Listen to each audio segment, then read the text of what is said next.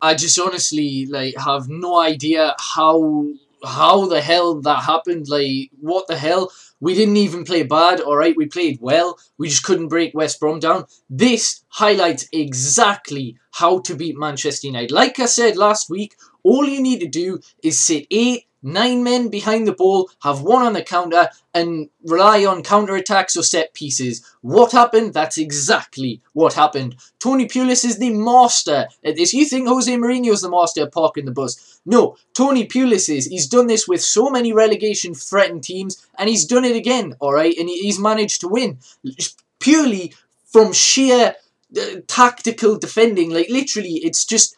They're in their position. They're exactly where they need to be. They're so compact. There's no space to create anything. And it's the most infuriating, frustrating, annoying brand of football on the planet. I'm not slating them. They've done really well to beat us, West Brom. Fantastic. 3 defeats on the bounce. First time we've done that in 13 years. But again, we didn't play bad. We had at least 12 shots on target, I'm pretty sure. Like, Van Persie, how the fuck he didn't score, I'll never know. He's had so many great chances. Their goalkeeper, Myhill, he doesn't get a foot in form on FIFA. I don't know what the fuck warrants an inform. He played like David De Gea did against Everton earlier in the season when we won that game. It's ridiculous. Late on in the last 5 minutes, he made ridiculous saves against RVP and Di Maria. We missed a penalty. He saved a penalty.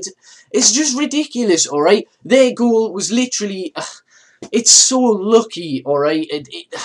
There's no other way to say it. It's a deflected free kick that hits Olsen, deflects away from David De Gea, and it goes in. It's just written. It was written that we'd lose this. There's no way we deserve to lose that. I don't care if they defended so well. We had so many shots blocked, so many great saves from their keeper. We just couldn't do anything. The one thing I don't understand, why wasn't Di Maria on from the start? It's pointless bringing him on for 20 minutes. He's not match fit. He made mistakes, alright, but he almost scored for us. He almost got an assist, you know. He's not match fit, and it's pointless bringing him on for 20 minutes. Like, what is that going to do for his confidence, alright? Unless, of course, he scores the equaliser or whatever, which he didn't. He was close to, but he needs to start next game because we lack creativity. Although we've created so many chances, alright, Young was okay, but again, temperamental. He's returning to his usual slump. Same as Fellaini. I mean, after the first half, we moved Fellaini up front, and RVP was playing as a cam.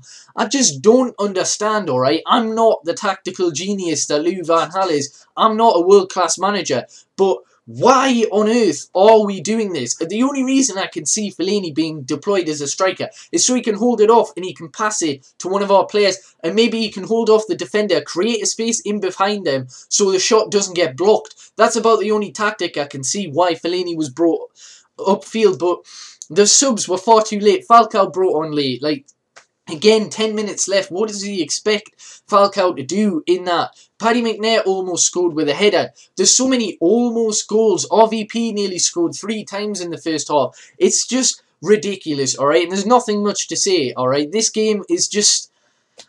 it's so frustrating. We get so close to confirming Champions League football, and what happens? We fucking fuck it up again. 3 losses on the bounce. If we'd have picked up even 2 points, it would have been virtually secure. Now we still need 2 wins to confirm Champions League football, and if Spurs win tomorrow, then they're going to be back in this, because Liverpool are only 4 points behind. They beat QPR 2-1. Alright, I'm going to get on to important things. Darren Fletcher, you know, he came back against his former side, obviously, and yeah, it's great to see him. It's not great to see his team winning, but yeah, it's great to see him. You know, he did quite well for West Brom today. And also Rio Ferdinand, very sad to hear that his wife has passed away, and there was a great standing ovation in Old Trafford in the 5th minute for Rio. Fans chanting Rio, Rio, Rio, clapping, applauding for the full minute. Alright, that had to be organised fairly quickly because it did happen overnight. So yeah, my deepest sympathy to Rio Ferdinand and his family. But in terms of this result,